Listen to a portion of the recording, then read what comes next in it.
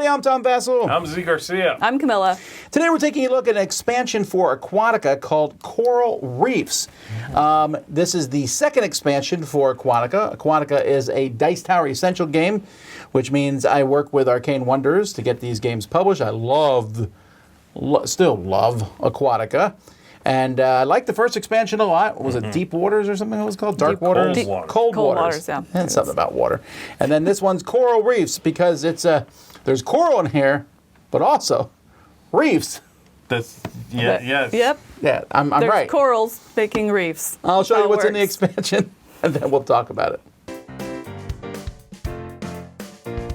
So the first thing is, this game comes with a whole new board to replace your original board, which is kind of nice. And there's a couple reasons they did that, because you're going to be putting these reefs down here at the bottom, but they've also changed the second row here of locations. So we're going to talk about the changes that this game adds. It has some modules. The first module is a pretty small module.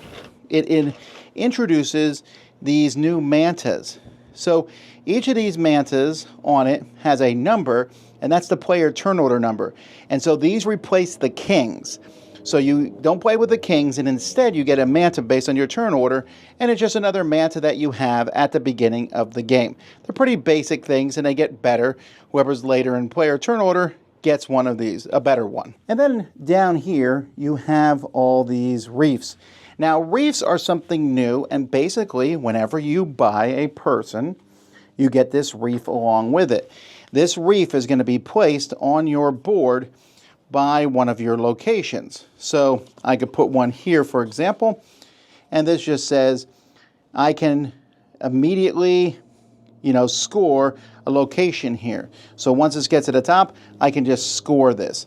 And all these reefs are going to do different things. Like this one here gives me some more coral, which we'll talk about in a second. This one lets me move 1, 2, or 3 on a location here after you seed it, which is a new mechanism found in this thing. So you have to use these with this coral over here. So the coral over here, and you'll see there's different colors of coral. This color doesn't matter. It's all the same. It's just that you use colors, a certain number of colors based on the number of players in the game. As the game goes by, you might collect coral. And in fact, the second row up here, whenever you buy or conquer a location in this second row, you will get a coral. You just keep coral near your board. It's worth a point at the end of the game. But there's a lot of things that say seed a location. So when you seed a location, when you have the location in your board, you'll have coral on it. And when a location is finished, that coral is going to come back to you. And again, worth a point at the end of the game. And it will have different things here. Like this one says, you get a coral when you move up on a location here. And this will give you can move up 1, 2, or 3 on a location here after you seed it. So once you seed it, you can move it up. So these kind of work hand in hand, and they're essentially more points. There are new goals that come with this new board, and at least one of them is directly about coral. And then finally, there are new cards here. Each person is going to start with a new starting card. So it's Mardusa Arcadio, which lets you defend a location without a manta at the bottom, and then seed a location. What defending a location means is you will take one of your mantas, whether it's used or not, and you put it on a location to defend it. Nobody else can buy or conquer that location. When that location is discarded, you get it for free, whether it's you who scouted and made it happen or somebody else. And that manta who's on it comes back to you activated, which means you can use it again.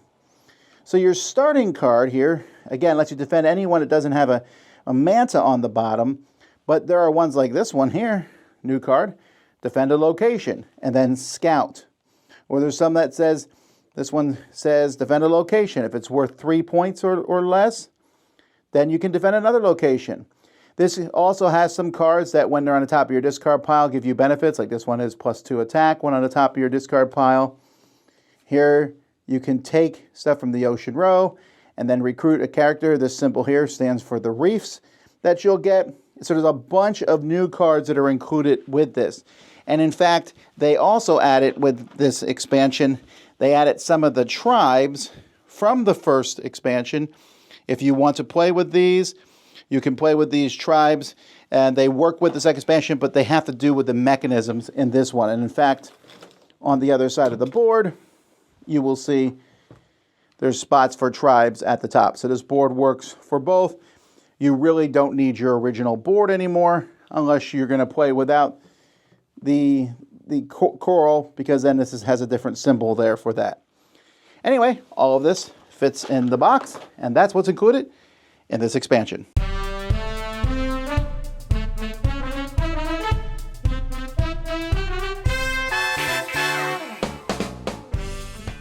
Okay, so in this thing, there are several expansions. I want to briefly say I didn't love the rulebook a ton because, first of all, there's a brand new board. Yes. And the rulebook wasn't clear on, like, hey, this board replaces the base game board. I mean, that seems obvious, but I would have just been like, hey, there's a new board. It kind of does, kind of doesn't. It will not show you the discounts if you're playing with the original rules and you use this new board where the discounts used to be in the market. It now shows +1 coral or whatever. So it's not quite a 1-to-1, right? Which makes sense.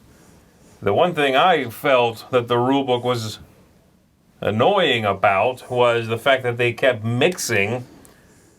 They were kind of running two concurrent things at you. They're like, you're setting up this module in here? Great, you do it like this. You put this in play and you do that. Oh, wait, you have cold waters? You do this and you do this instead. Okay, next step. You set this over here and then twist this many. Oh, no, cold waters? You do this instead. Yeah. They're teaching you with and without the first expansion at the same time, and it made my eyes gloss over a little bit. And I know it'd make for a little bit bigger of a rule book, but I would almost have prepared, like, if you're playing just this with base game, if you're playing this with cold waters as well, like duplicate that, like just give me the first half of the rule book, second half of the rule book, something like that. The problem being, I don't know how I would do that because it is modular.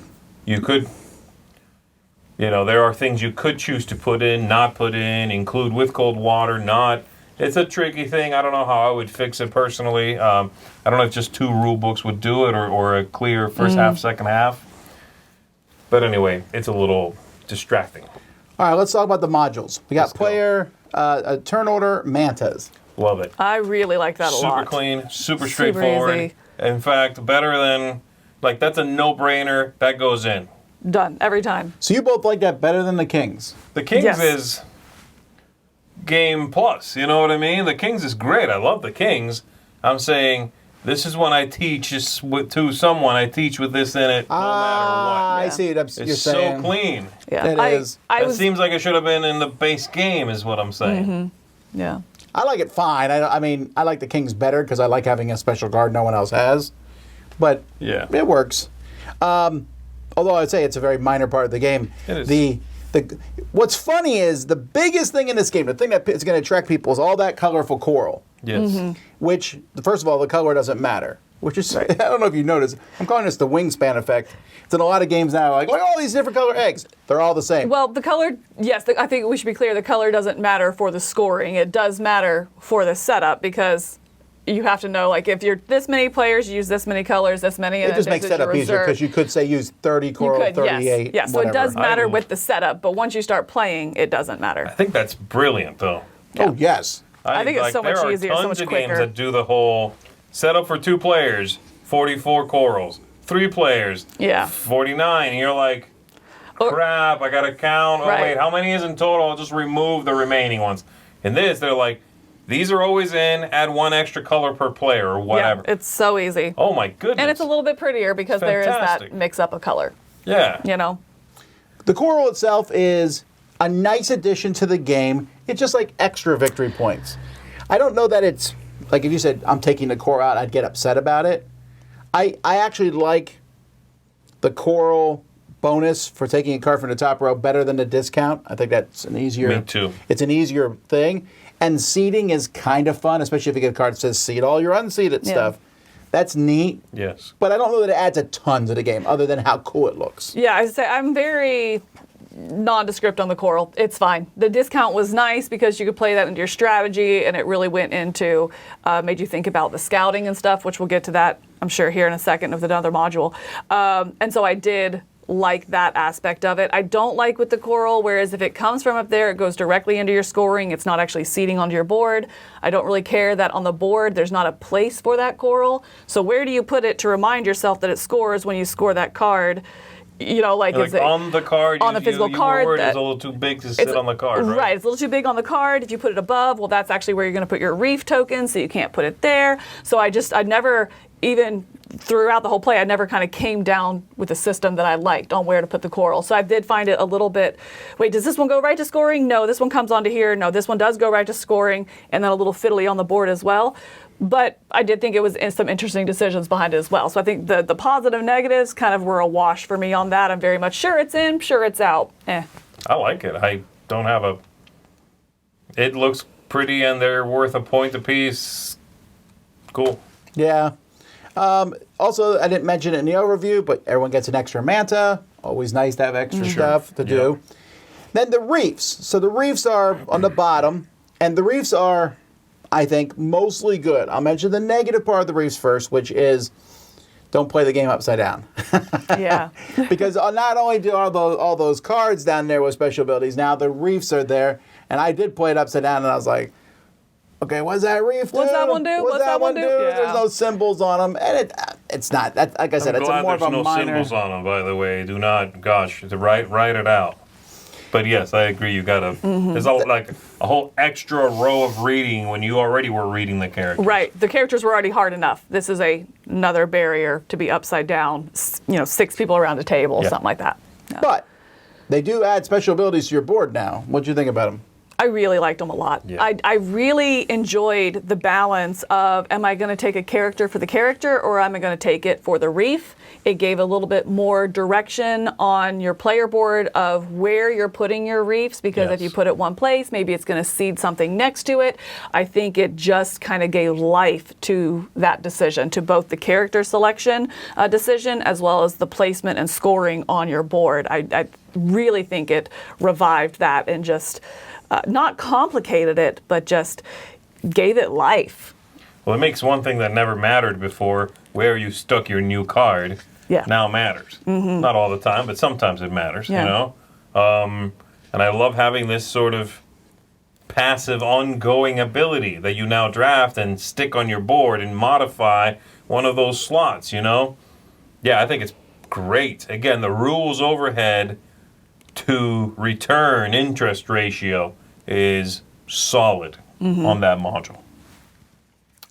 Then, and I should mention, I like it a lot too. I was telling Z, I don't know that I care so much when I'm buying one of those characters. I usually put my effort into the character I'm buying. Right. And I don't think I would ever buy a character I didn't want to get the reef. Maybe I would. I don't think I would. I did. I considered it a couple times, but I know I did once when I had a card left in my hand that was I forget which one it is, but that allows you to buy that. And I was like, oh, well, hold on. Let me look at the reefs. Ooh, yes, I want that reef. Okay, fine. I'll take that person. Right. And it was near the end of the game, so I never played that person. I took it just for that reef. Okay. So yes, I have done it. And then the last thing that the game adds, other than I'm not mentioning it, has some new cards to use with the first. Yeah, it has new goals and new some of goals and those stuff. new things. Yes, right. But everyone gets that new starting character with the defend effect, which is not advertised like here. It's called Coral Reefs. It's not called Defend the Coral Reefs. That'd be a good title for it.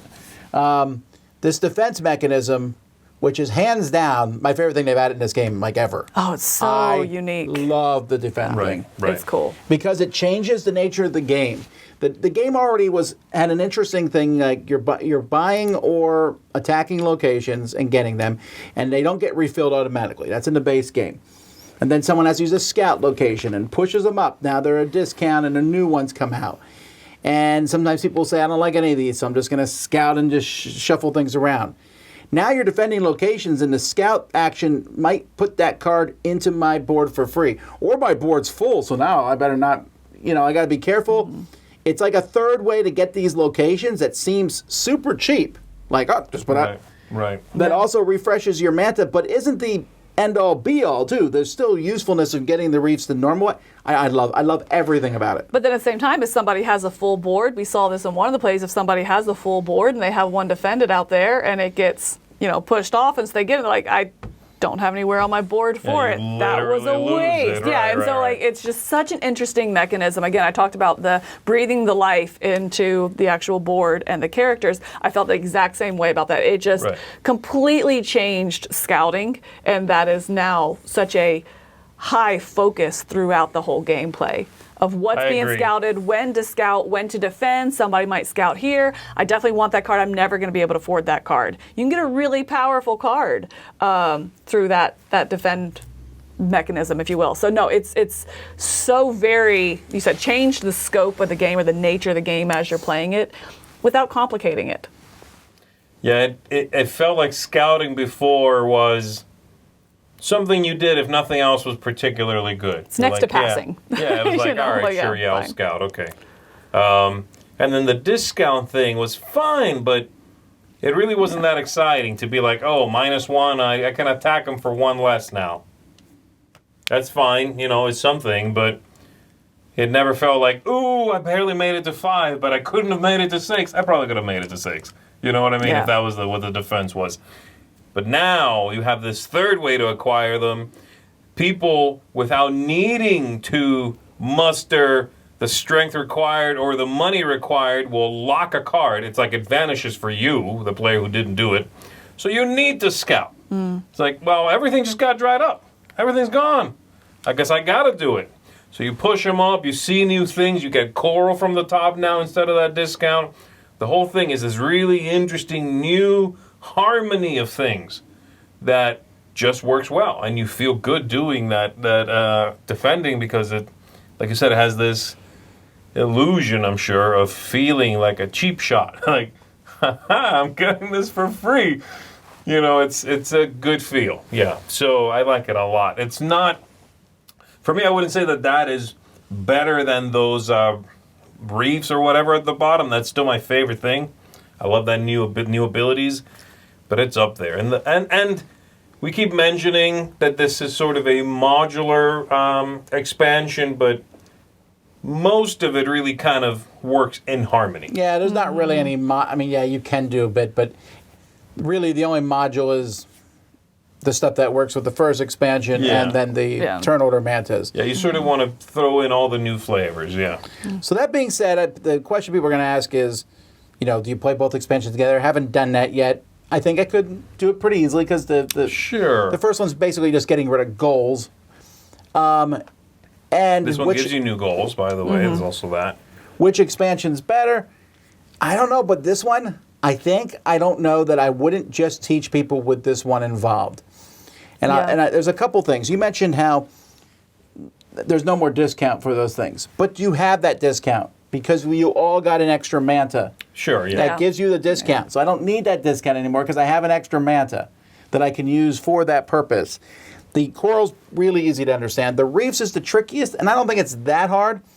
And I think the whole package, I would just say, let's play this way. I don't need to teach the original game to people. It's already not a super simple game. I'm not saying it's complicated, but I mean, the level Aquatica is not too far from the level of Aquatica with its expansion. Right, it's not a welcoming game as it is. I agree. This is not. Yeah, the return you're getting here for the new rules is tremendous. Yes. Yeah, so I'm giving this expansion 8.5. I like it a lot. I'm coming in at an 8 for it, and I want to be clear, this is how I will play Aquatica from now on. I love it, but what keeps it from that seal of excellence and from being an absolute, it's essential in my collection and how I play, but I hesitate to go to that 8.5 because of the color of the mantas still. There's still such a usability issue. This was a perfect opportunity to just reprint or print all the purple ones and include that. Because I think that's still such a usability issue that was just infuriating to play with, and why it hasn't been fixed at this point for such a great game. So that's what keeps it, while it's essential to me and is the way going forward, and that's what kind of takes it down that just shy of a seal of excellence for me. Yeah. I'm giving it a 9. I love it. I do think it's better than the first expansion. I agree. I think it's more focused than the first expansion, maybe. It's funny, this happens sometimes where a game comes out with an expansion because that game did well, because it had some new ideas, and then it seems like designers and developers sort of ruminate on that for a while and eventually come up with a second or a third expansion even that feels more cuts to the quick more than the previous expansions did, and you go, wow, that seems like it should have been the first one. It just hadn't come up with it yet. That's how I feel about this. This feels like the first one. This feels like it takes the flavors you liked and goes, let's mix this up a little bit. Try it like this now. I think it's excellent. Everything in it feels good, is interesting, adds things to think about without adding very many rules at all. I am not, a third of the way through the first play, you're like, I don't need to look up rules. I got it. Right. They say what they do right there. I'm good. I love that. That's fantastic. So I really like this one. That's a strong 9 out of 10. I'll say too, just the artwork in this is gorgeous. Oh, the my characters look so good in this one. It's clearly the same vibe, but for some reason they're just vivacious. Yeah. I feel like I really, really enjoyed the way they capture the coral reefs in the artwork. Well, there you go, folks. That's Aquatica Coral Reefs. I'm Tom Vassell. I'm Zee Garcia. I'm Camilla. Have fun deep sea diving. I'll be careful. Don't. It's fine. You're fine. You're good. You got it.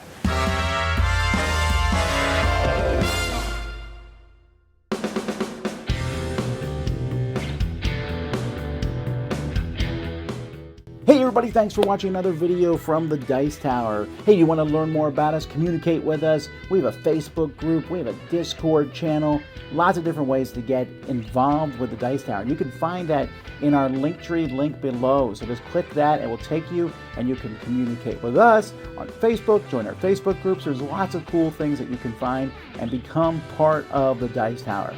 Thanks so much for watching. I'm Tom Vassell.